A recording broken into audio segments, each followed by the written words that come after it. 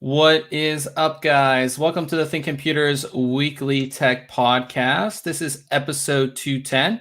This episode is brought to you by Amazon. If you go to thinkcomputers.org/Amazon and happen to purchase something, that gives us a little kickback and keeps the podcast ongoing. With me is my co-host, Ryan. What's up, Ryan?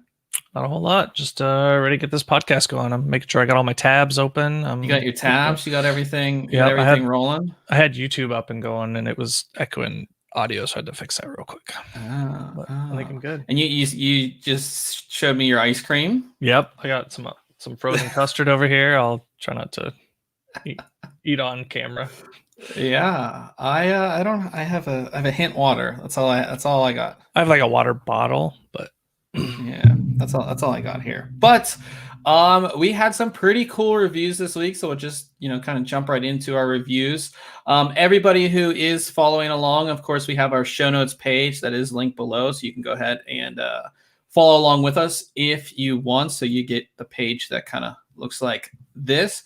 But our first review this week is the first air cooler that Corsair has come out with in 8 years. So of course we know Corsair. What was before it? It was the A50, I believe. Okay. It's almost like a single tower version of this, yet much smaller, and it doesn't have all the features that this has. But that's kind of what it was before. But that was 8 years ago. It's like forever. Forever in computer hardware time. Yeah, in computer hardware time. And of course we know Corsair is like the king of AIOs. I think they're one of the biggest brands out there. And of course, they're known for so many other things. Of course, memory, cases, like gaming accessories. I mean, Corsair is a big brand. So to see them come out with a CPU cooler, and, you kind of thought, like, if they're going to come out with a CPU cooler, it's going to be loaded with RGBs. It's going to be this kind of big showy thing. But it is it's made to be high performance. It's priced against Noctua's highest end air coolers. It's massive. It's one of the biggest coolers that I've ever reviewed. So it's definitely not for, I would say, just normal people. Like it's not just like your normal performance. It's even meant to compete with their own AIOs, I would say, at its price point. So yeah. Yeah, no, nothing. It's huge too, right? Like, I mean, obviously you can scroll down and you'll see it's enormous. It's a massive cooler. So it actually, I initially thought it was a dual tower cooler, but it's not. It's one big heatsink that has like the center hollowed out, if that makes sense. Okay. But it is a massive cooler, dual fan cooler. Again, the fans are not RGB, which is weird for Corsair, right? It's a little odd. Yep. So you have kind of like the same fans almost that you see on their AIOs. And one cool thing about the fans is, I wish I had it here so I could show you, but the fans are on this sort of, not clip system, but sort of like a system where they just slide up and down and you can slide them on and off. So I think that is like, again, it's like a user thing. It's like, I think Corsair thought about this a little bit because so many of these big coolers are just not great for they're not very user friendly. They're made for enthusiasts, and for first time users, this could be a good cooler, and you want something that's easy. So having the fans be able to kind of slide on and off, and here's the mechanism for that you can see. They just kind of like slide on this groove. It just makes it super, super easy. Again, you can see there are 4 heat pipes on this. And what's interesting about the heat pipes is that they're different colors, or not different colors, different sizes. I'm sorry. They're different sizes, as you can see here. So you have 2 larger ones and then 2 smaller ones on the outside. They are direct touch. Yep. And we do have pre-applied thermal paste, which I'm not the biggest fan of, but I can see, again, for beginners, like, it's already pre-applied. You don't have to worry about it. You know what I mean? Yeah, I don't mind. I think it's a pretty good, feature. I don't know. I go back and forth on thermal paste, whether I like the pre-applied stuff or not. A lot of times, like if you're a first-time user, you put that on there and then you almost second guess yourself. Like, did I get it in the right spot or not? Yeah. And then it's like almost ruined. So you have to put it on. Do they send you any additional? Yeah. So they send you another full thing, like another full syringe of it, Cool. And the only issue I have with pre-applied is, like, there's no real warning that it's pre-applied. And if you're taking this out and you accidentally set it down, that's just not good. And it's very hard to clean. So yeah, but before we get into performance, we have Chase in the comments, and he bought a Lian Li Landcoal 2, and he asked any idea what he should put in it. $1,000 budget. $1,000, I feel right now goes a pretty long way. It does, and it really depends on what you're wanting to do. Like, do you want it to be gaming? Are you doing video editing? I mean, really, they kind of go hand in hand right now with multi-core, what do you think I would units, suggest? So. Here's the thing, Ryan. What kind of system do you think I would suggest as of right now? Like a year ago, I would have said an Intel system, but I think this year I would say like either a Ryzen 5 or Ryzen 7 3000 series, and like depending on whether you want to overclock or not, like X570 system, and with I think some sort of NVIDIA card. Yeah, I think a 2070. Yeah, with 2070 with like a 2700X or even like a 3600. A 2700X right now is very cheap. Cheap DDR4 SSD, doesn't even need to be a Gen 4 SSD. He already has the case. You can get a decent power supply. I think that would be like $1,000. I'm not going to go on PC part picker right now, but Ryzen 5 3600 or 3600X is great. Joseph is in the house. He said, "What's up? What's up, Joseph?" But yeah, like any of that, that kind of build. I always say right now, Ryzen's kind of the way to go, and it's pretty affordable. And graphics card prices have come down a little bit. I think you got what did you get your 2070 for? I don't even remember. Yeah. Like, I didn't even think about it. I didn't want to think about it, so it wasn't crazy. Yeah. And DDR is decently affordable right now as well, so you can do a lot with that. So I think that's a good starting point. I just tell people kind of go on PC part picker and kind of pick things out. That's kind of my suggestion. Yeah, I think I paid like $529, something like that, for my card. Yeah. But coming back to the A500 from Corsair, one thing I also liked about it is that it's designed, like, it looks quite good for, these big air coolers. They're kind of just like, they don't look very modern. So, I mean, Corsair kind of put their modern touch on it with this sort of top piece here. I do like the way it looks, but I do have to say it is very massive. Now, one thing talking about like ease of use, what Corsair did is they made it super easy to install. Like, for how big this cooler is, which I'll show you, you literally, you remove, for Ryzen installation, you remove the mounting points on each side. You keep the backplate on your board, you install these mounts, and then you put it on there, and then they do give you a screwdriver. You take off that top cap and you screw in each side. It's really that easy. And if you have larger memory, you can actually just slide the fans up. So you don't even have to remove them really to do your installation. But if you look at it, I mean, it's huge. If you compare, it almost reaches the edge of the board. Yeah. So if you have RGB RAM, you're not going to see it. Yeah, that's one of my cons for this cooler is that it is just so big. I mean, it's going to cover your memory on on both sides. So if you have a high-end desktop system, it's going to cover memory on both sides. If you have larger memory, you can run into some clearance. And it's kind of hard to tell, but I did have to bump up the fan just slightly. And that is going to, obviously, if you move the fans up, it's going to hinder performance a little bit. Just because common sense that if you don't have the appropriate airflow, it's just not going to be as good. It's massive. But for for being such a massive cooler, it does do a good job at cooling. The problem that I have with it, or it's two problems. One is that the competition that's out there is so good. Yep. They knocked to if we look at our load results here, the NH-U12A does better under load, only by 2 degrees, but it's still better, right? And it's smaller and it doesn't cover your memory. And it's around the same price. The Cooler Master, the Master Air MA620M, it does better by about 1 degree. better under load, but it also does it with only one fan, and it has RGB lighting, and I think it's a better looking cooler. And then you have the Hyper 212 RGB Black Edition, which performs the same under load, and it's much smaller, and it's $50 cheaper. Yeah, much more I think affordable. that's the elephant in the room, I think, because it's just that cooler is just crazy performance. I have no clue why, honestly. Yeah. But there's just so much competition, and the fans are decently loud when you put full load on your CPU.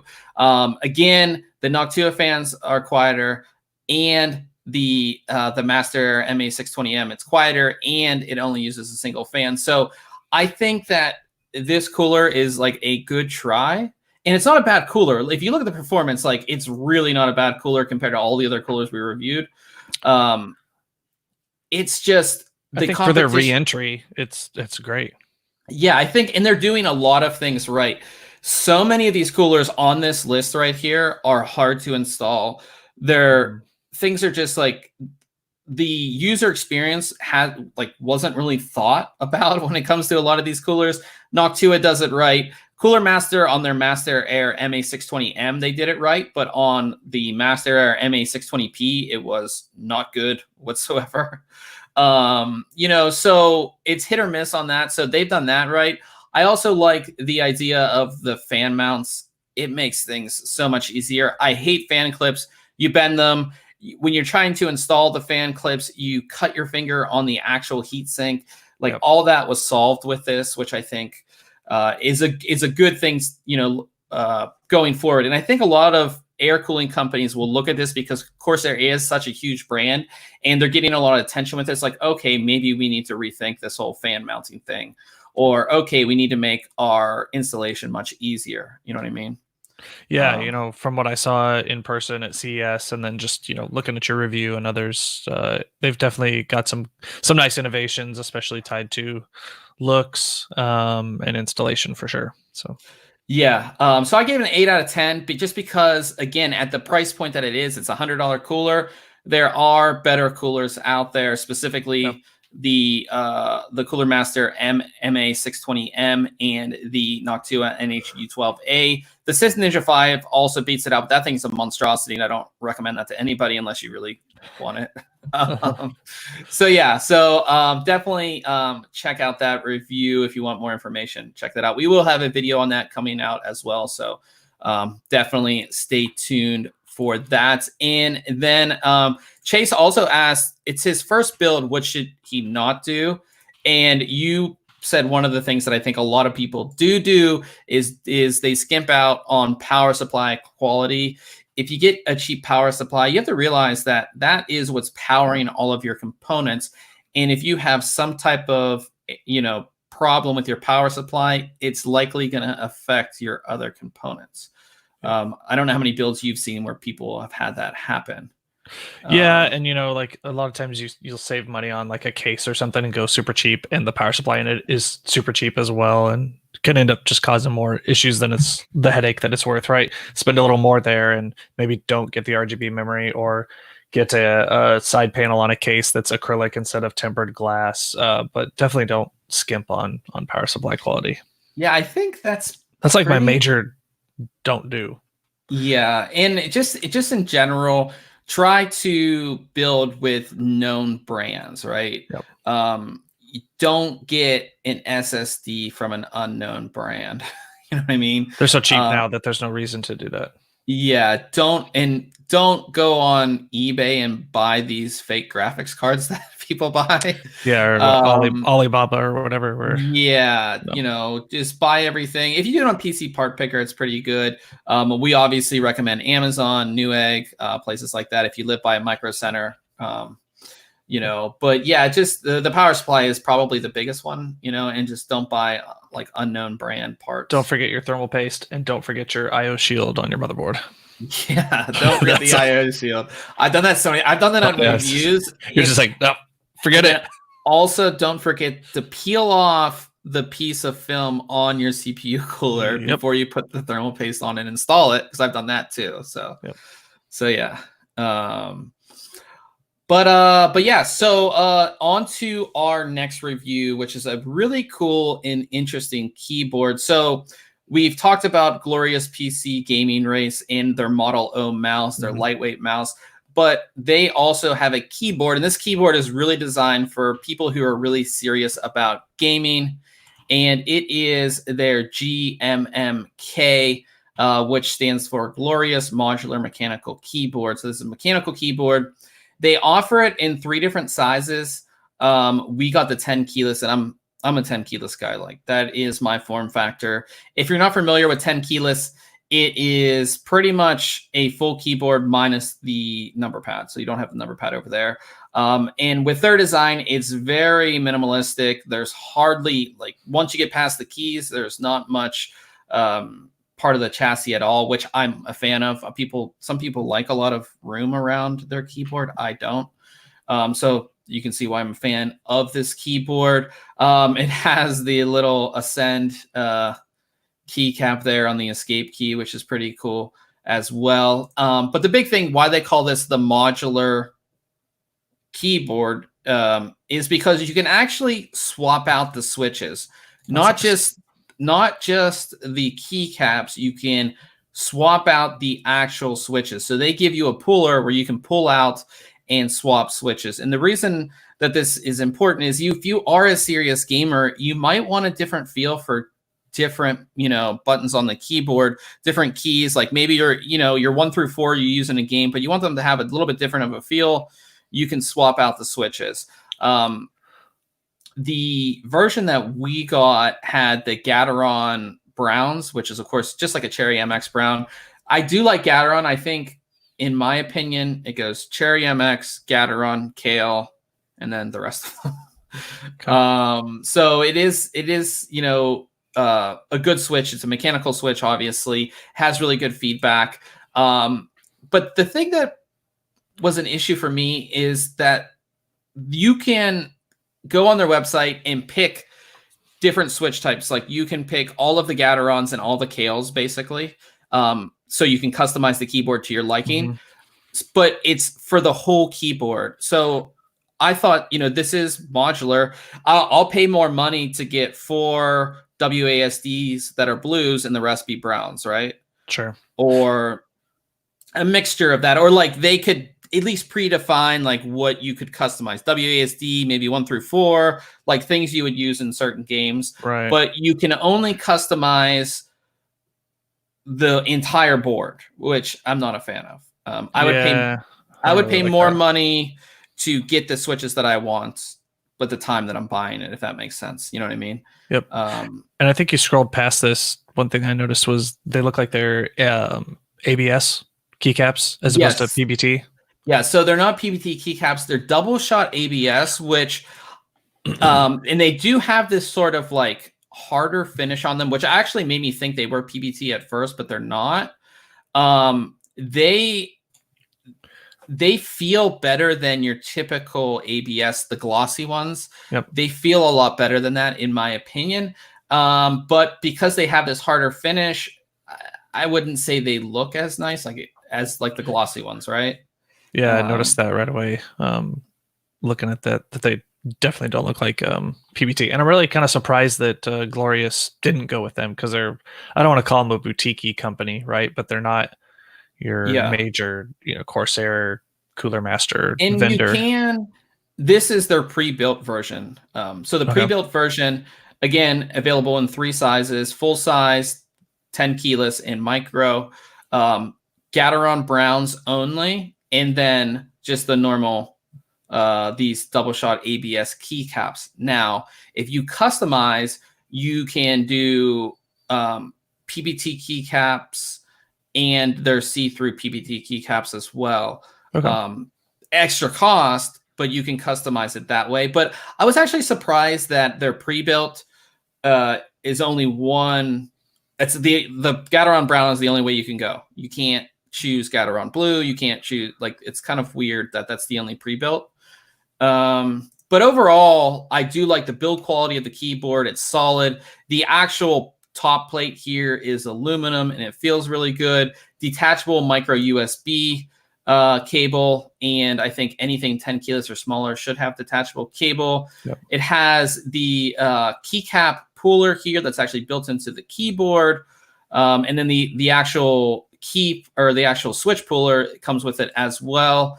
Now, one thing that was kind of a pain was their software. I know they're a newer company, but their software is just not very good, and I think that is an issue that needs to be rectified at some point. What's wrong with it? Just not polished? It's not polished. Just doesn't feel good. It's very hard if you're not used to the software. Like if you were just first time buying a keyboard, you would be kind of lost. It's weird. So if you go into this LED light editing mode, and you were like, how do I customize my keys? I can't click on any of these to customize my actual, like to reprogram a key. I can't click on this.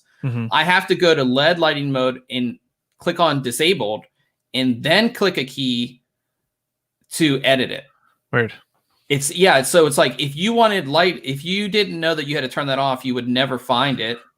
The actual you can change settings. You can remap a key to another key. You can remap it to a macro or a media control. There's no Windows controls. There's no launching program. So a lot of stuff is missing in the software. It's kind of clunky. Macros are easy enough to record, but there's not the, you can't edit delays. You can't, do other things. It's just not as polished as other software. So I think they need a lot of work on that. As far as the RGB lighting, it's per key RGB lighting, and it looks quite good. They use the floating key design, so you're going to get a lot more backlight from the keyboard itself. I think it looks pretty good. I think per key RGB lighting is not so much a feature. It's kind of standard these days. Yep. So you're getting that as well. Again, I like this keyboard, but I gave it an 8 out of 10. The 10 keyless version is $109.95, which I don't disagree with for what you're getting. I just think that there should be more customization on their website. I should be able to at least pick a section of keys, maybe 5, that I can make whatever switch I want out of the switches that they offer. There's only one pre-built version, which is kind of a bummer too, because me, like I'm a blue switch guy. Yep. They only have a brown version. If they had Gateron blue, why is there only one pre-built version? And of course, as I said, the software just needs a lot of work. But for $109.95, I think it is a really great keyboard. And if you're somebody that wants to pop out switches and make switches, there's not a whole lot of keyboards that offer that. And a lot of the ones that do are extremely expensive. So this is a pretty good price for that feature. So yeah, I mean, you'll find those keyboards for the same price with no switches, right? Like $110, and you've got to add switches to them. So yeah, I think priced fair. Yeah, price is very fair on it. So definitely check out the review if you're interested in that. And we'll move on to Case Mod Friday, and we have another build in the Cougar Conqueror, but I think this one's a little bit different. I don't know. It's just different. I'll let you guys check it out here. You can see this one. It's just, I think it's just the channel right here that makes it different, right? They've built in this sort of clear acrylic channeling for the water cooling. I love the colors, like blue and white. They have the Galaxy Hall of Fame card here, which is awesome. Oh, it's not a Kingpin. Okay, yeah. It's an HOF. Yeah, it's a Hall of Fame card. They have the white Corsair. The white and blue just really go well together, I think. Great water cooling on this. It just looks really good. This is by the High Resolution Computer Shop, which is a computer shop, I think in Thailand, but I could be wrong. And they do awesome custom builds. Like I like those fangirls that they have like on the top. Oh yeah. They're I'm used fangirls. It's so funny. Fangirls used to be a thing. Yeah. And we've kind of gone away from them because they're kind of just built into the case, or we're not worried about getting stuff stuck in them. I don't really know why they went away, but I really like the design on those kind of. Yeah, cool. That's one thing. It's like you don't see that so much anymore, right? Yeah, you used to see like you'd buy a Thermaltake fan or something. It'd come with a metal Thermaltake fan grill with a logo in it. Yeah, so I think that these fangirls are awesome. And this shot is actually really awesome. Yep. But yeah, it's like, just a really solid build all around. I believe, I don't know if they got the case white or they painted it white. But it is awesome. So definitely check out this build. We've featured a bunch of the Cougar Conqueror builds. I think it's one of the more popular ones. But again, this like custom channeling right here that they've done, I think is pretty awesome and just something different. And the colors and of course the hardware that's in there is awesome. This is the special edition Hall of Fame card. So yeah, that distro plate is kind of just a different take on it. Yeah, you're used to seeing it up at the front of the case or kind of next to the motherboard, but this is kind of like floating above the video card and CPU. Like, that's really cool. If you look at it from this angle, it looks like it's part of the glass side panel, right? So I'd like that as well. There's the built-in res back here. It's kind of even hard to see, but it's the entire back side of the case back here as well. So really cool stuff. Definitely check this one out. And of course, we have our full section of Case Mod Friday builds. So if you want to see, some awesome builds, go ahead in there and check all of that out. And our contest is still going on, guys. So if you haven't entered our $50 gift card contest, we're giving away a $50 gift card to any online store that I could buy a $50 gift card to. So again, as we talked about last week, we have our examples of Amazon, Steam, Xbox, iTunes, but pretty much any place where we can buy you an online gift card, we're going to get you on. So go ahead and get your entry in. We have close to 7,500 entries, 9 days left on this contest. Super easy to enter. We do it all through Gleam. So if you're familiar with that, it's very easy to enter. If you could get a $50 gift card to somewhere, where would you want it to be? Right now, I'd probably not 99% of the time I'd choose Amazon, but right now I would choose like a WoW time card because I started playing WoW Classic again. Man, but that's gonna go at the end of the podcast. This guy is addicted to WoW. It is very addicting. And I have to say, when I first played, very addicting. And Ryan did ask me to play it, and I said no. So I value my time. But get your entry in for that, and then tomorrow we will be announcing a new contest as well, and there's a really awesome prize for that one. So definitely stay tuned for that as well. And we'll move on to news. And we had a graphics card launch this week. Sort of. Sort of. It's not a new card, but it is a special edition card, which I think looks badass. But I just don't understand why it's launching now. So this all started when who makes this game? CD Projekt Red, the makers of Cyberpunk 2077.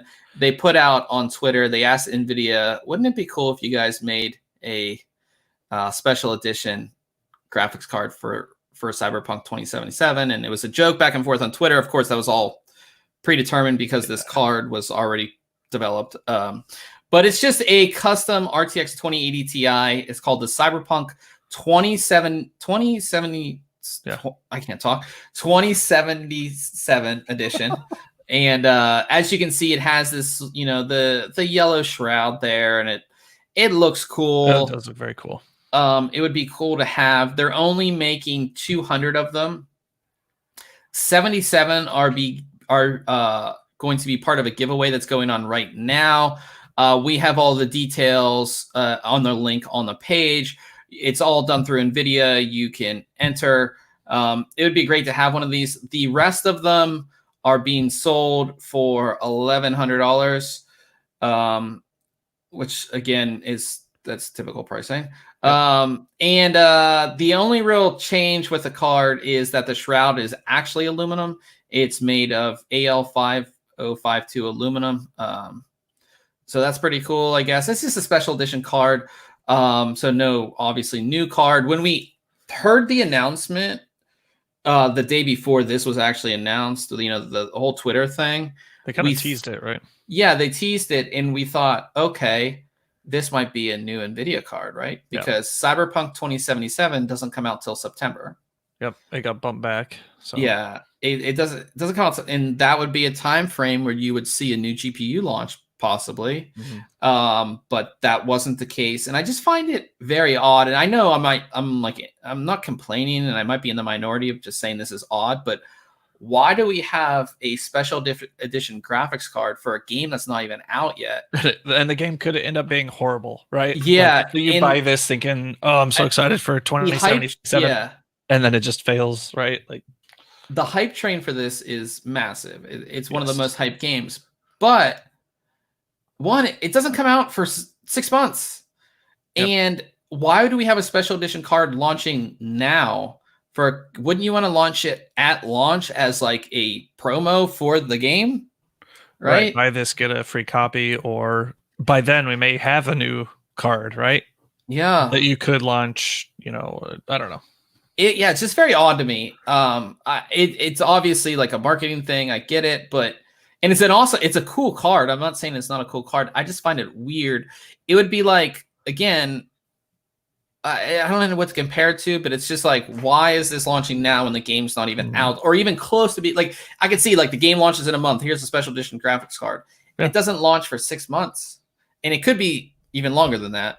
We don't know, but yeah, that's I don't know, but cool card. Like I said, they're having their giveaway. So I entered, you should enter. Yeah, get the card. Yeah, you should enter, get your entry in to win. Yeah. But we have some Intel 10th gen leaks. The first one is a supposed run of Cinebench 20 on the Core i7 1070F. The 1070F is a 8-core, 16-thread parts that has a locked multiplier and does not have integrated graphics. Still should be pretty affordable because it's a Core i7. We would hope that Intel doesn't screw up pricing on these to make them competitive against Ryzen 3000 series. But it scored 4,781 points in the multi-thread test and 492 points in the single-thread test. That makes it comparable to the Ryzen 7 3700X. Good performance. I think that if they do the pricing right, it will be competitive, right? Yep. But we know Intel, and they don't typically do that. They made some mistakes in recent years with pricing. So yeah. So definitely, like I said, we'll keep you updated. But we have another 10th gen leak as well. The 10-core i9 10900 was pictured. Picture of it was kind of leaked onto the web on the website XFastest. I know it's not like something to super get excited about. It's out there, right? Somebody's got their hands on it and they're testing it. And what's interesting is if you look at the board, it does not look like a new. That's the other thing too. I was like, this doesn't look like your standard board. Like there's a port kind of towards the top left. Here. That little flat, almost ribbon connection, and then you see like the revision. What is it? X01. X01. So this could be, it's definitely like a test board or something, right? Yeah, I don't. Right. So that port, who knows what that's for? Like, are they getting more diagnostics off of it? I don't know. Yeah, it's definitely an early version. But it's cool to see. That it's out there, right? Yep. You know that it's out there. We think this is the supposed LGA 1200 socket as well. But yeah, it's out there. But again, it's not that exciting until we actually really see it. But yeah. On to a new release this week, and I wanted to talk about it because, mainly because of you, Ryan. It's because you're playing MMOs. Corsair did release a new mouse. It's their Scimitar RGB Elite, which has 17 programmable buttons, and I actually have it. It's I was gonna say, don't get me wrong. I did think about picking one of these up because I could probably send you this if you wanted to review it. Since you're Mr. MMO over there. But yeah, so it has 17 buttons, and this entire section right here can actually be moved up and down and left and right. And they've had that for a while, right? Where it slides and adjusts. I think that's a pretty nice feature. So this is like a new version. I reviewed the old version, and it has a new sensor, some new things changed. Obviously, works with IQ now, like all that kind of stuff. So yeah, like I should probably send this over to you. But the second thing that they announced at the same time was their MM500 3XL mouse pad, which I think is it's enormous, massive. I have a big one here. It's not as big as that one, but I have like the Cooler Master XL, which is more long than it is tall. But this size is, I think, the perfect size. I'm a huge fan of the mouse pad that covers everything, right? That has your keyboard and mouse on it. Yeah.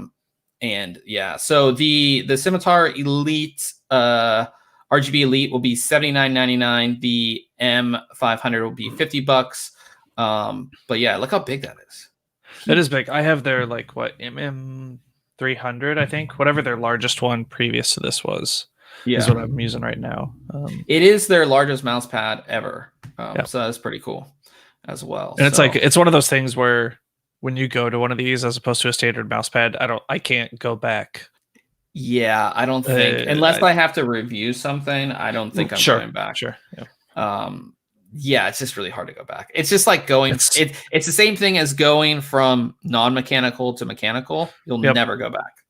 And like, I love setting down my phone, right? It's just a softer surface for it. Yep. It's just a quality of life thing that really doesn't cost that much, but I think what you get out of it makes it worth it for sure. Yeah, for sure. So yeah, and what else we got here? Another launch that I'm actually really excited about is that ADATA launched a new external SSD that's super fast and super small. It's a little bit bigger than your typical flash drive. Than your typical flash drive. It is their SE760. You can see these, like, they're very small. I love super fast portable storage. This is USB 3.2 Gen 2 up to 1000 megabytes a second. It's 12 times faster than your typical external hard drive. It will allow you to transfer a 10 gigabyte 4K movie in 20 seconds.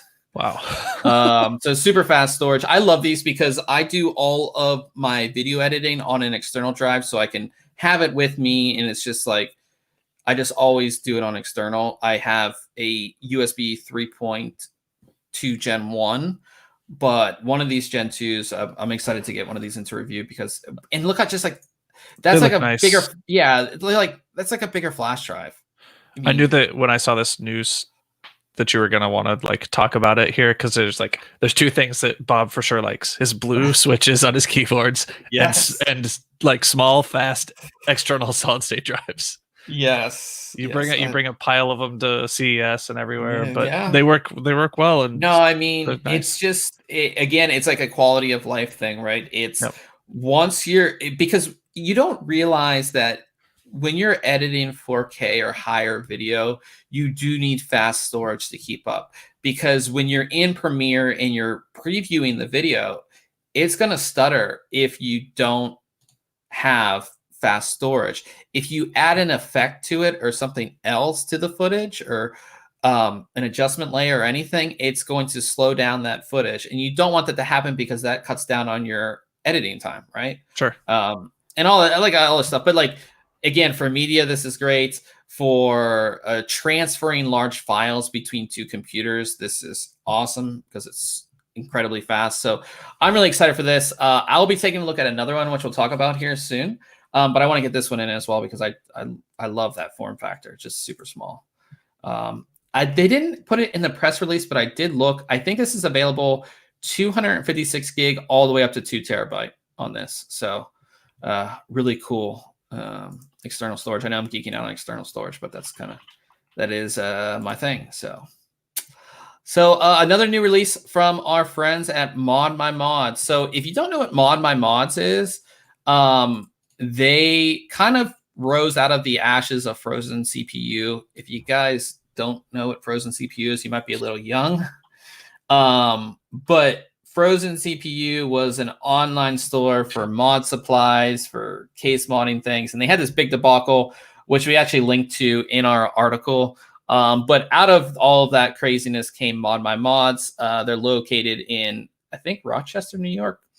And they sell case modding supplies. They do a lot of custom case mods. We saw a bunch of their custom case mods at CES.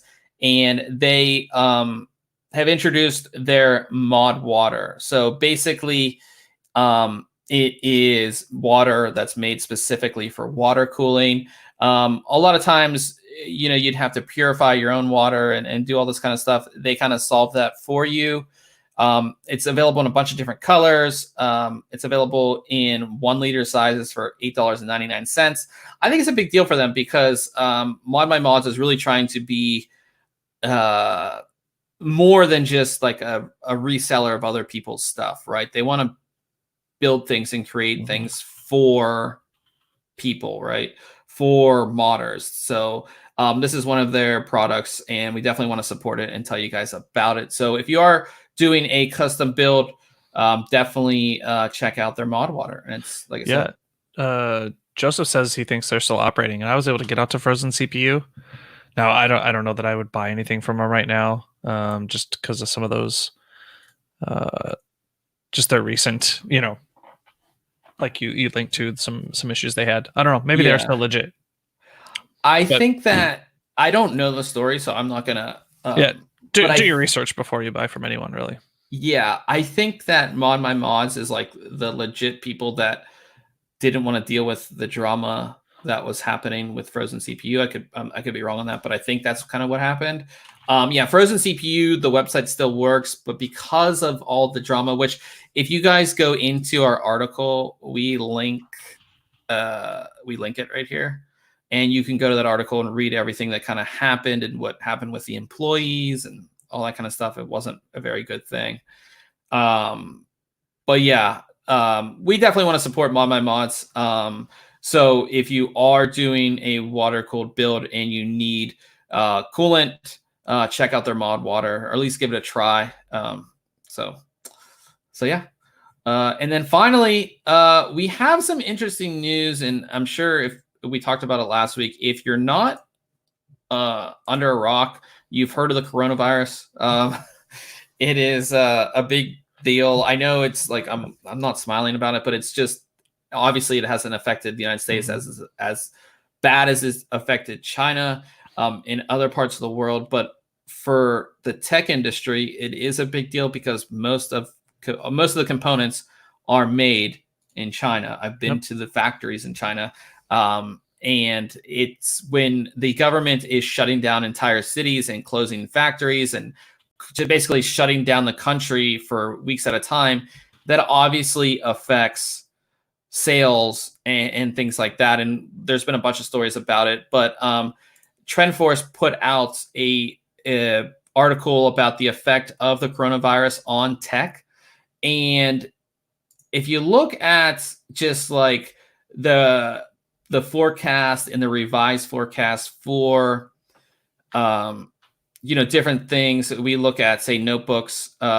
Their previous forecast was 35 million units. It went down to 30.7, 12.3% change, which you might think, 12.3% is not that bad, but that's when you're talking the amount of money. Yeah, the amount of money. Obviously, the big ones is smartwatches and smartphones.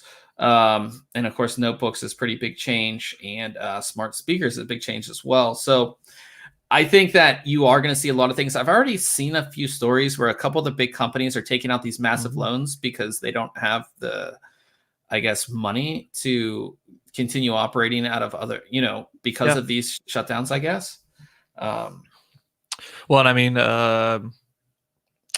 what was it? Mobile World Congress. They was supposed to be next week, right? And they kept saying for a while, we're going to have it. And companies were dropping. They ended up canceling, right? There's not going to be one this year. So there's not rumors, but there's people that I've talked to that said they heard Computex might be canceled as well. Yeah. Or pushed back. Well. Yeah. So it's a big thing. And it's crazy to, you see about this virus in another, especially us in like the Western world, you see about this virus in another country and you're kind of like, whatever, it doesn't make it, but when it's a country like China that produces most of the things that we enjoy over here, it's going to affect a lot of things. And I think you'll see prices get a little bit of an increase. You'll see shortages of a lot of things, like harder to get things. Even the companies that we work with, like they're not allowed to ship things into the United States. from their factories. So, products that we might be getting to review are delayed. Like there's a lot of things going on with this. And it's pretty wild. Yeah, I was wondering about that, about some stuff coming in today. I was like, where was this made again? And like, when was it made? And like, what province in China? Where did it come from? Like, yeah, I opened a box the other day from China, and I was just like you just, but I assume, I would hope that every shipment that has come in from China does get checked for those things. Maybe. You would think. I mean, the box was sealed, so. Yeah. So, yeah. But yeah, it is very interesting. We have the whole article in their findings on the website if you want to go ahead and check that out. But that brings us to what we have coming up next week. And what am I checking out here? I am checking out a portable SSD from ADATA, but it is their SE800. It's not their newer one. This one's slightly bigger, and it's in that form factor that we saw with their the other SC one that I reviewed. This is also USB 3.2 Gen 2, super fast. It's IP. I don't know what's 68. I think, but I could be wrong. But the caps are sealed, so it's going to survive drops and things like that because there's no moving parts. But it's like dust and water resistant. I don't think it's fully waterproof. Well, it says waterproof. So yeah, 68 IP68. Yeah, IP68. So waterproof, dustproof. It of course is shockproof because there's no movable parts. Very small. As you can see, this is such a bad Photoshop. It is so bad. Like, why did I don't know why. But yeah, but it's decently small. I have it. I don't know where it's at. I have it around here somewhere. What's crazy is they tout the weight there, lightweight, 40 grams, and then you think about how light that mouse is. That you're 60 some grams. Yeah, that's nuts when you compare size. Oh yeah. But yeah, so I'll have that for you guys to review super fast. Again, I'm a huge fan of fast portable storage. And then I'll be taking a look at a very cool product and a company that a lot of you probably haven't heard from in a long time. At least we haven't. It's Lambtron. And I'll be taking a look at their SM436, which is a fan and RGB hub and controller. So basically it's like this, it's a little board. Basically the controller is like this little board here. It has fan connections as well as RGB connections on it. And then that connects out to this display. And this display is actually installed on your PCI Express slots facing outwards through your, say, like a tempered glass window. So you can see everything. It has a remote that allows you to change fan speeds as well as RGB colors and things like that. I haven't got completely into this. I haven't installed it yet to see exactly how it works, but I think that Lambtron was like huge for fan controllers and things like that. And to see this product, which I think still can be very useful. I feel like we saw this, or I thought we had looked at something like this. Maybe we talked about it. Okay. We did talk about it when they first announced it. And, then they reached out and they wanted us to review it. So I'll be doing that review this week. Cool. The only thing is that all of these RGB systems that we review are typically all kind of easy to connect. It's most of the time, like Corsair stuff, it's pretty easy. Like the stuff is pretty easy. It has software. This is like you have to connect your own RGB cables to this thing, and you can't daisy chain. Each thing has to be connected in individually. You know what I mean? So there could be a lot of wiring mess. It's the only thing I'm kind of worried about. So yeah, this goes back to the days of like the Vantech and controllers and the. I wonder whatever happened to Vantech. Is that still a company? I don't know. There was another one too. I swear it started with like an S or something. I don't know. Vantech, they used to send us stuff like way back in the day, like when I started the website. I mean, there are websites out there. Yeah. So who knows if they still make stuff that's recent, I would say. And then also there is a new case that launches tomorrow. Can't tell you anything else about it. But check the website at 10 a.m. tomorrow, as well as YouTube. And you'll I'm excited to see that one. Yeah, you'll see some stuff there. probably it's going to be definitely on my list of top cases for 2020. So yeah. And then we, at the end of the podcast, we talk if we did anything tech, nerd, geek related, did anything. Did you Did I just been questing and Azeroth? Questing on WoW? Yep. Nope, I picked up one of my buddies started playing WoW Classic, and I was kind of like, oh man, what a chump. 2 days later or whatever, I was like, well, once you get in, the thing I always liked about WoW, and this, I'm going to sound like a total nerd, but at least when I played it back in the day, I felt like it took me to another world. The music in the background when you're playing, you're running around this, at least at that time, the world looked like not like cool. You know what I mean? Like when you walked into what's the main, wait, are you playing Horde or are you playing Alliance? What's the main place in Alliance? They're like Stormwind or Ironforge. Like you walk into those places and it's like big and you hear this music and it's like all these things going on. It like I said, it is a good game. I would never want to get back into it because it sucked. Not that it sucked so much of my life away, but I played it just a little bit too long. And yeah, I don't have so yeah, time we'll see how that goes. It's bringing back a lot of nostalgia, like remembering quests and how to play the game and everything. And so what character are you? Look this. I rolled a Holy Paladin, which is what I played last time, and so I was like pulling out screenshots from like back in the day to make them look exactly the same. That's so funny. So it's a kind of a boring build because he doesn't do a lot of damage, but it's all right. It's fun. We need a healer. I was a gnome mage. Okay. And I was an ice mage, which is very helpful because you'd always freeze the guys before they could hit you. But I've been working on reviews and things like that. But I did a kind of a dumb thing, and I told you about it the other day. So for some reason, I don't know what's going on with this external hard drive I have. It's the Western Digital. Oh yeah, my book. It's a 10 terabyte external drive, and I throw all of like my raw stuff on there before it goes to my NAS. And for some reason, like when I would start my computer, none of the USB things would start. Like NZXT cam would be like just on its loading thing, like things wouldn't load. But as soon as I unplug that drive, everything would load. So I was like, there's something wrong with this drive. And I've been trying to figure it out. You power off the drive. I've been trying all these things. And I was like, well, let me just try a check disk. But this won't take long. I did the check disk with the /R, which is to repair everything. And if I bring it up, I wish I could show you this. It's still going, isn't it? It's been going for 4 days, maybe 5 days. Oh my gosh. That seems a little excessive though. Like it's this right? Well, I'm on stage 5 of the check disk. I wish I could see how long it's actually taken. But my ETA now is 35 hours. It's been around 30 hours for 4 days now. So hopefully this fixes the problem that I was having with that drive, because I would not like to have to replace that drive because it's but the thing about check disk that I didn't know at the time, because only time I've run it is when you just do it really quickly and you do it without the /R. I did it with /R because I'm an idiot. But is that it locks the volume.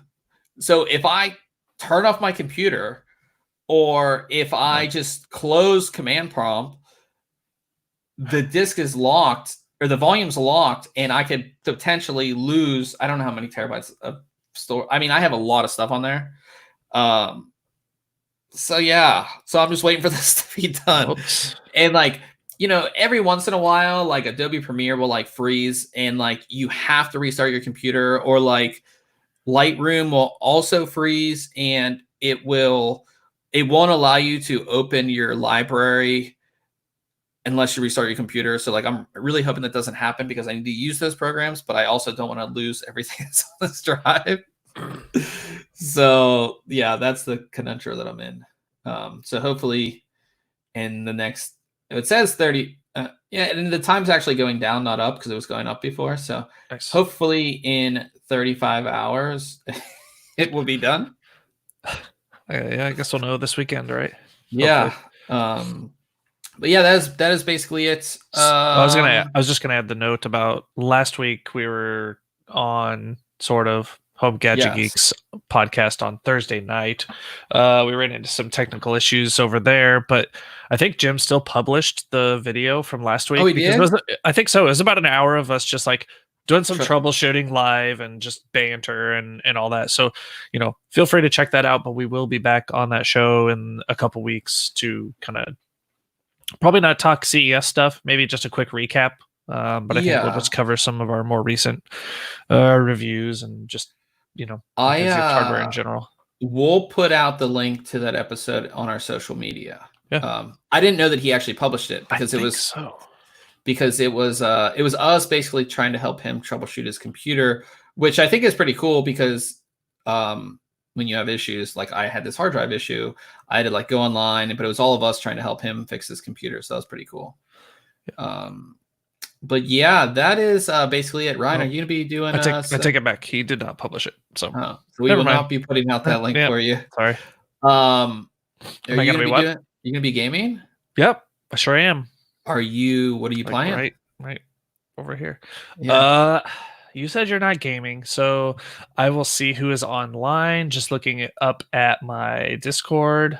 I got some buddies playing WoW Classic. Not gonna stream that. You should stream WoW Classic. I'd love to watch you play WoW Classic, but I'm like a WoW nerd, so I mean, I might. We'll see. I already set up a OBS for it. Nice. So either that or Apex. I'll see what. I've gotten some wins on Apex this past week. Yeah, you kept sending me your highlight reels and screenshots and. Yeah, I really want to play because Duos is going on, and we did pretty good last week. Was that last week or? Yeah, it was last week. Yeah, we got to win. Yeah, we got to win and everything. So I really want to play, but I have to finish some stuff tonight, so I can't. But we'll go ahead and end things here. We're just about at an hour. Again, not a whole lot going on this week, but really cool reviews from us coming next week. So definitely stay tuned for that. As I always say, we have our full show notes page that has everything that we talked about.